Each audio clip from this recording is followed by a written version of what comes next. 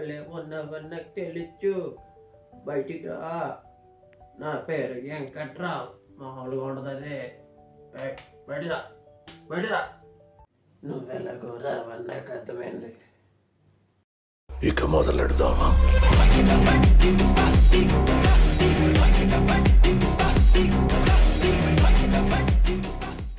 ఇదేంటో చెప్పరా. దీన్ని ఎయిర్పోర్ట్స్ అంటారు తాత.